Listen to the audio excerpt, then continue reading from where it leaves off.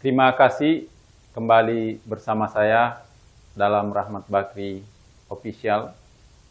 Pada kesempatan ini, saya akan mencoba mereview buku-buku yang pernah saya baca di waktu-waktu yang lalu, yaitu 7 buku yang saya baca secara tuntas, atau buku yang saya baca dari awal sampai akhir. Karena tidak semua buku yang kita miliki, yang kita simpan dan kita koleksi di rak-rak buku, tidak semua bisa kita selesaikan baca dari awal sampai akhir.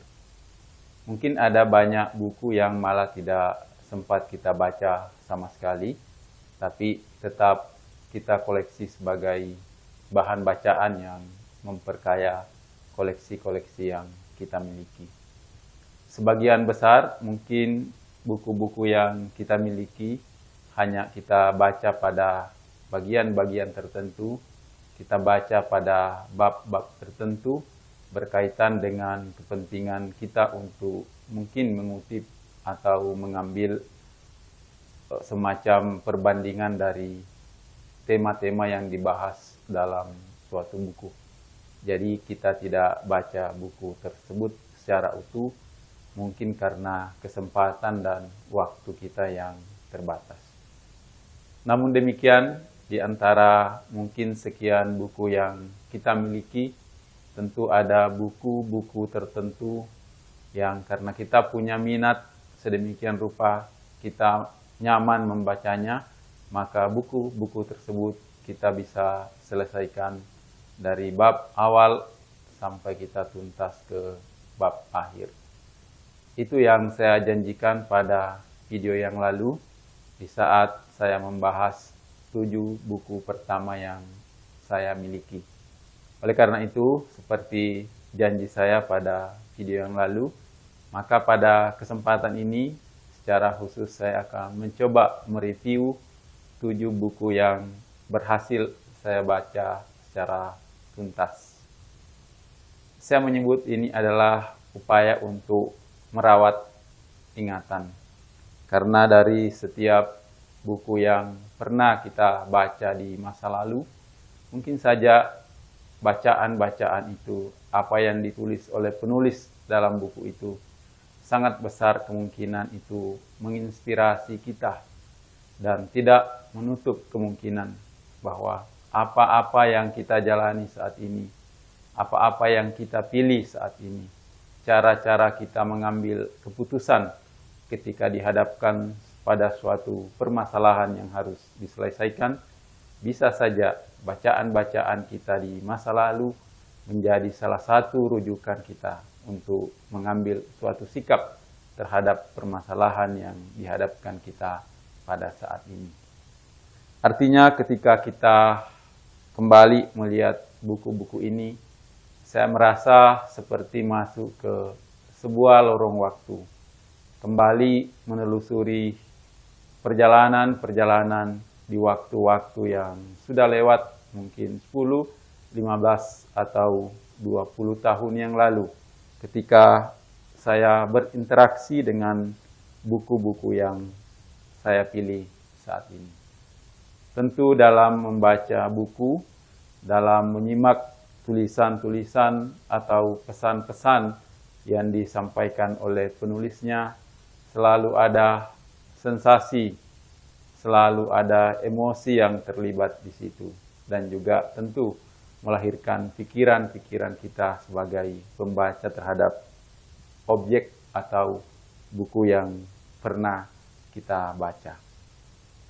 Baik, pada kesempatan ini saya mencoba untuk mengumpulkan, memilih-milih 7 buku yang saya anggap relevan mewakili tema-tema yang buku yang pernah saya baca di waktu-waktu yang lalu. Saya menemukan pertama adalah buku yang judulnya Manual Advokasi Resolusi Konflik Antar Etnik dan Antar Agama. Ini buku saya peroleh pada tahun 2001. Kado dari seorang teman. Teman ini namanya Jimmy Tanaya. Kami bertemu di KRI Teluk Ende. Pada saat itu saya mewakili Universitas Tadulako melakukan pelayaran kebangsaan yang diikuti oleh perwakilan mahasiswa dari seluruh Indonesia, termasuk diikuti oleh rekan-rekan dari Taruna Akademi Militer dan juga teman-teman dari Sekolah Tinggi Pemerintahan Dalam Negeri pada saat itu. Kami berlayar dari Surabaya ke Makassar, kemudian kembali ke Surabaya pada saat itu. Di atas kapal KRI Teluk Ende, saya bertemu dengan seorang sahabat yang mudah-mudahan lewat video ini bisa menyaksikan, karena sejak itu kami tidak pernah kontak lagi. Dia memberikan kepada saya sebuah buku yang judulnya Resolusi Konflik. Buku ini saya kira pada saat itu sangat relevan, karena di tahun 2000, di tahun 2001, kita pernah punya luka dalam sejarah bangsa kita. Pada saat itu terjadi konflik horizontal di berbagai daerah, baik yang disulut oleh perbedaan etnik, bahkan juga konflik yang disulut oleh perbedaan agama. Sesuatu yang terjadi dan sebetulnya kita sangat sayangkan. Oleh karena itu, lahirlah sebuah buku yang ditulis oleh Pak Ma'arif Jamun ini, semacam manual advokasi terkait dengan resolusi konflik. Karena sangat relevan dengan kondisi dan situasi pada saat itu, maka buku ini alhamdulillah saya bisa baca dari awal sampai akhir. Itu buku yang pertama yang masih saya simpan dan saya ingat bahwa buku ini adalah salah satu yang tamat saya baca. Kemudian buku yang kedua, seingat saya juga selesai saya baca adalah Reformasi Intelijen Negara. Jadi buku ini terbit pada tahun 2005. Pada saat itu dilangsungkan seminar di salah satu hotel di Kota Palu. Pada saat itu sebagai mahasiswa, tentu kami sangat haus kalau ada seminar yang diselenggarakan, sedapat mungkin kami mengupayakan untuk hadir di seminar-seminar itu, diundang atau tidak diundang. Jadi pada saat itu dengan sejumlah teman, kami datang menghadiri seminar itu. Alhamdulillah diberikan buku, dan pada saat itu juga kami sangat senang karena sebagai mahasiswa juga dapat makan siang gratis di hotel. Nah, ini buku ditulis oleh kelompok penulis dari aktivis masyarakat sipil yang pada saat itu sedang mengadvokasi suatu agenda bagaimana mereformasi intelijen negara. Alhamdulillah karena buku yang saya peroleh di tahun 2005 ini, ternyata 13 atau 14 tahun kemudian, ketika pada tahun 2013 atau 2014, saya menyusun disertasi untuk penyelesaian studi saya di Fakultas Hukum Universitas Hasanuddin. Ini adalah salah satu buku yang saya anggap penting sebagai rujukan untuk menyelesaikan disertasi saya pada saat itu yang judulnya adalah Keterbukaan Informasi Publik atau Keterbukaan Pemerintah. Nah, ini adalah salah satu buku yang saya rujuk isi di buku Reformasi Intelijen Negara. Bagaimana pada saat itu saya mencoba memberikan suatu kajian antara pentingnya keterbukaan informasi publik, tetapi di satu sisi juga tentu diperlukan dalam batas-batas tertentu tetap diperlukan kerahasiaan untuk keberlangsungan keamanan dan pertahanan suatu negara. Nah, buku ini kemudian menjadi bahan bacaan saya dan saya rujuk di disertasi itu. Nah, reformasi intelijen negara ini sebenarnya ada kaitannya juga mungkin secara langsung atau tidak langsung dengan buku pertama yang saya miliki, sebagaimana yang pernah saya bahas di video sebelumnya, yaitu keterlibatan militer dalam politik. Berarti seingat saya di waktu-waktu itu, dan mungkin juga sampai sekarang saya tertarik untuk membaca bacaan yang terkait dengan bagaimana eksistensi militer dalam politik di suatu negara. Buku lain yang sempat saya tuntaskan membacanya adalah Catatan Seorang Demonstran, mengisahkan perjalanan hidup seorang Sohotgi yang bagi aktivis mahasiswa tentu sangat kenal dengan sosok ini, dan saya yakin betul sudah pernah membaca catatan-catatan harian yang ditulis oleh Sohotgi. Dia adalah seorang mahasiswa Fakultas Sastra di Universitas Indonesia. Beliau terkenal sebagai seorang yang sangat idealis dan terlibat secara aktif dalam gerakan mahasiswa di saat itu di zaman beliau.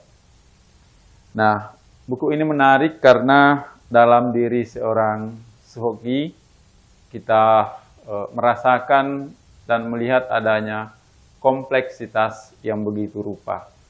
Dia dilahirkan dari keluarga Tionghoa, tetapi dalam aktivitasnya dia seorang yang sangat kritis terhadap pemerintah, bahkan kritis dengan teman-temannya yang dulu pernah sama-sama berjuang, kemudian masuk di dalam sistem pemerintahan.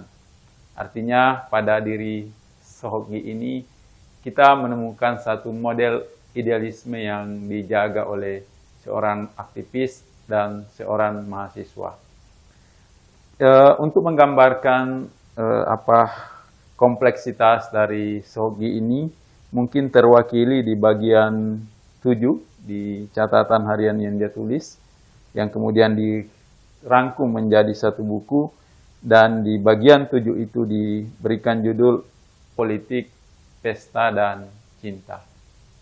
Saya kira teman-teman aktivis mahasiswa di zaman ini yang mungkin belum sempat membaca buku Catatan Seorang Demonstran, saya anjurkan dan saya rekomendasikan untuk membacanya. Di sini mungkin saudara-saudara akan menemukan sensasi tersendiri dan mungkin keterlibatan emosional ketika membaca catatan-catatan harian yang ditulis oleh seorang Sohotgi. Kemudian pindah ke buku yang keempat, yang seingat saya juga berhasil saya baca secara tuntas. Itu sebuah buku yang menurut saya judulnya cukup provokatif, ditulis oleh Muhyiddin M. Dahlan. Judulnya, Tuhan, izinkan aku menjadi pelacur. Nah, ini juga buku yang saya baca dalam waktu yang relatif singkat. Biasanya untuk menyelesaikan buku-buku itu mungkin perlu waktu 1 bulan, mungkin perlu waktu 2 bulan, dan seterusnya. Tapi karena judulnya yang provokatif ini, dengan ditulis dengan cara penulisan yang begitu mengalir, dengan bahasa-bahasa yang sangat sastrawi, kemudian puitis begitu, maka saya bisa menyelesaikan buku ini. Kira-kira waktu itu tidak cukup 1 minggu untuk menyelesaikan membaca buku ini. Nah, bahkan sampai sekarang saya masih ingat betul di awal tulisan ini dimulai dengan satu kalimat pembuka di sebuah tempat di perbatasan waktu. Kalimat pembuka itu masih saya ingat sampai sekarang, meskipun saya baca di tahun 2005 yang lalu. Mengisahkan perjalanan seorang aktivis perempuan yang sangat idealis di zamannya pada saat itu, ikut dalam kajian-kajian yang sangat kritis, tapi kemudian berakhir dengan sebuah pergulatan cerita yang saya pikir itu cukup tragis dan menyedihkan. Seperti apa itu? Mungkin bagi saudara-saudara yang ingin membacanya juga belum terlambat untuk mencari menemukan dan membacanya, sehingga dapat mendapat kesan dan pesan secara langsung dari buku yang ditulis seperti fiksi, tapi basisnya mungkin adalah fakta yang diceritakan oleh seseorang yang mengalami suatu peristiwa terhadap menceritakan kepada penulis buku ini, kemudian diramu sedemikian rupa menjadi tulisan yang enak dibaca. Kemudian kita pindah ke buku yang kelima. Nah, buku yang kelima ini juga punya tema yang cukup berbeda dari buku-buku yang sudah saya paparkan di awal. Nah, buku ini ditulis oleh Muhammad Ridwan Alimuddin. Saya tidak berkenalan langsung dengan sang penulis, tapi di saat itu di sekitar tahun 2004 buku ini dikirim pada saya. Pada saat itu mungkin beliau, seingat saya, atau di catatan yang ada ini, masih berstatus atau mungkin baru saja menyelesaikan kuliah di Fakultas Perikanan Universitas Gadjah Mada. Buku ini kemudian sampai ke saya dan buku ini berjudul Orang Mandar, Orang Laut, Kebudayaan Bahari Mandar Mengarungi Gelombang Perubahan Zaman. Mungkin dalam teori jurnalistik inilah yang disebut dengan proximity. Jadi saya membacanya karena ada kedekatan kultural, ada kedekatan emosional dengan apa yang menjadi tema dalam tulisan saudara Muhammad Ridwan Alimuddin ini. Jadi berkisah tentang bagaimana orang-orang Mandar mengarungi laut di Nusantara. Nah, ini juga saya membacanya karena ini menarik. Saya tahu persis dari cerita-cerita orang tua di Mandar sana, bahwa di tahun 50-an, di tahun 60-an, orang-orang Mandar itu terpaksa meninggalkan kampung halaman mereka karena situasi dan kondisi yang tidak kondusif pada saat itu. Sampailah orang-orang Mandar itu meninggalkan kampung halaman, merantau dengan perahu ke daerah Kalimantan Selatan, Kalimantan Timur, dan sampai ke Pulau Masalembu di Sumeneb sana, sampai ke Bali, dan sampai ke Karimun Jawa. Mereka meninggalkan daerah wilayah Mandar yang tidak kondusif pada saat itu. Nah, di bagian lain juga sebenarnya yang diceritakan di buku ini adalah bagaimana pelaut Mandar itu kira-kira menaklukkan laut Nusantara dengan perahu asal Mandar yang terkenal, yaitu perahu Sande.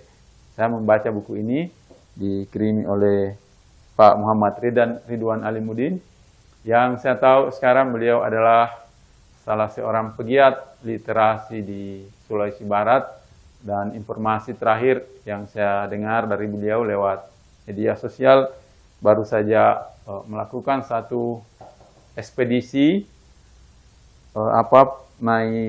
dengan ekspedisi perahu. Dia terlibat dalam ekspedisi perahu Padewakan yang berlayar dari Makassar sampai ke Darwin, Australia. Insya Allah suatu ketika, suatu saat bisa bertemu langsung dengan Pak Muhammad Ridwan Alimuddin yang bukunya saya sudah baca di tahun 2004 yang lalu. Nah, kemudian kita pindah ke buku yang ke-6. Ini dulu buku yang ke-6. Ini adalah sebuah novel yang ditulis oleh penulis yang sangat terkenal di Indonesia, namanya Ayu Utami. Nah, beliau banyak menulis novel, dan yang berhasil saya baca ini sampai selesai adalah novel yang judulnya Saman. Saya baca di tahun 2000, dan buku ini adalah pemberian dari seorang teman. Mudah-mudahan bisa menonton tayang video ini dan Anda akan ingat bahwa saya lah yang memberikan buku itu maksudnya dialah yang memberikan buku itu kepada saya di tahun 2000 lalu. Nah, 2 buku yang diberikan kepada saya, semuanya novel, tapi maaf, hanya satu yang berhasil saya baca tuntas pada saat itu.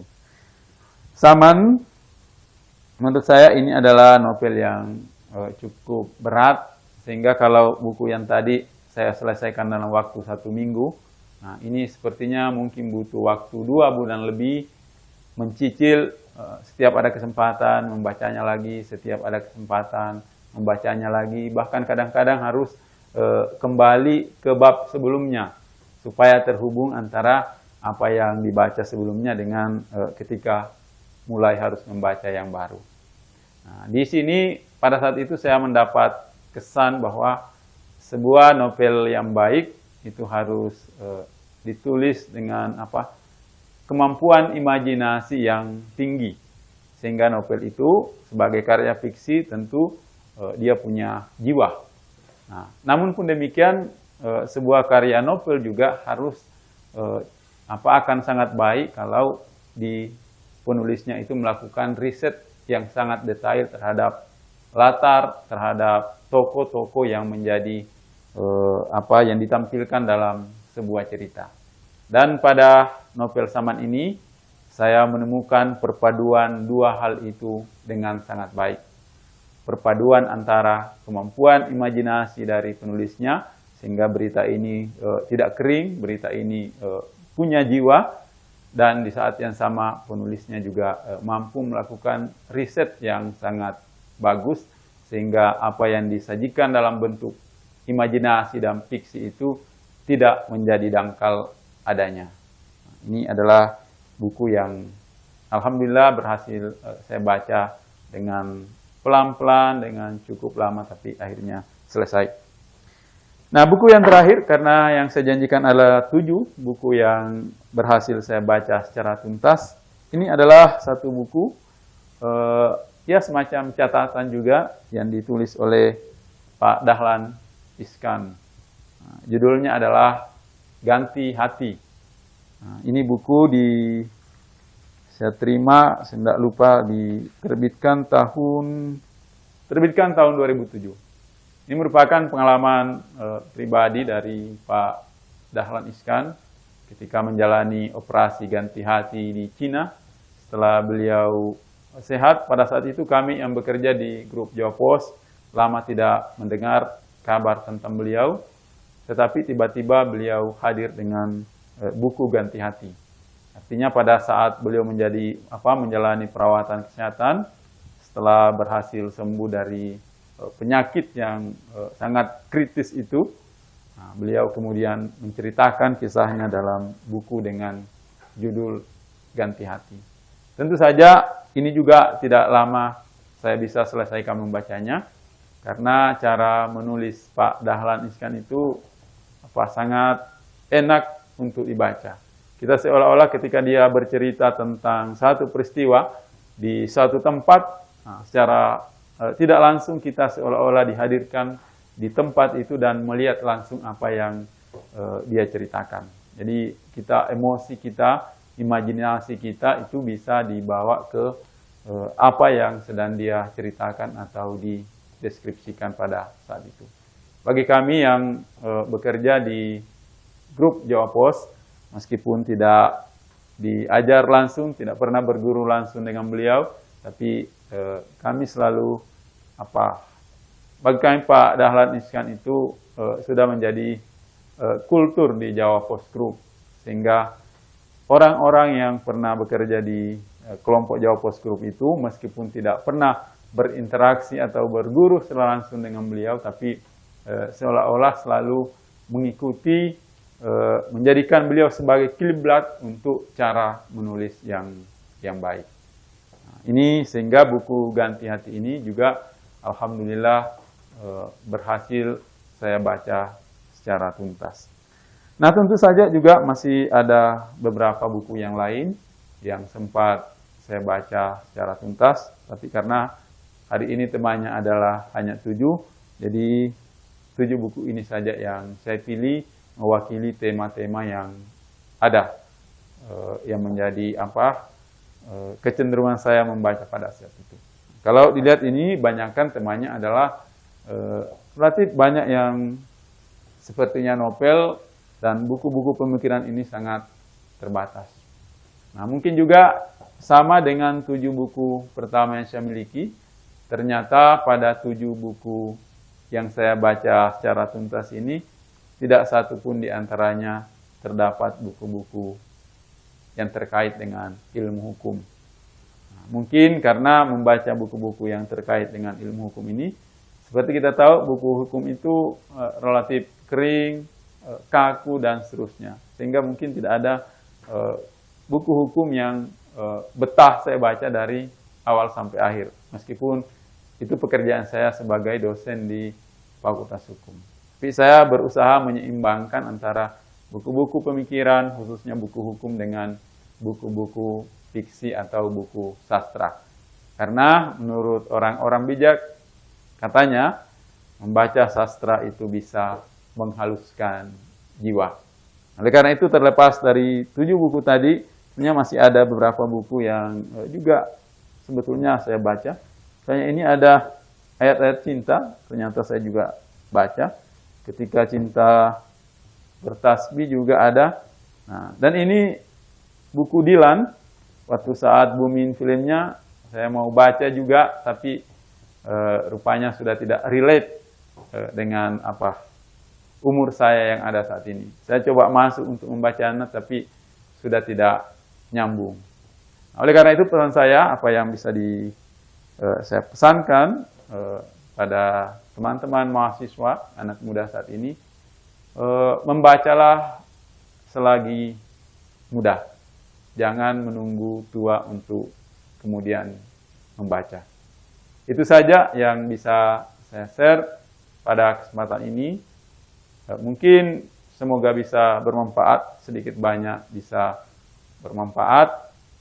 Dan sekali lagi untuk pengembangan channel Rahmat Bakri Official, jangan lupa subscribe, like, and share. Mungkin juga Anda punya kritikan, Anda punya masukan, atau apa saja silakan tulis di kolom komentar di bawah ini. Insyaallah saya akan respon dan saya akan jawab. Assalamualaikum warahmatullahi wabarakatuh. Ya.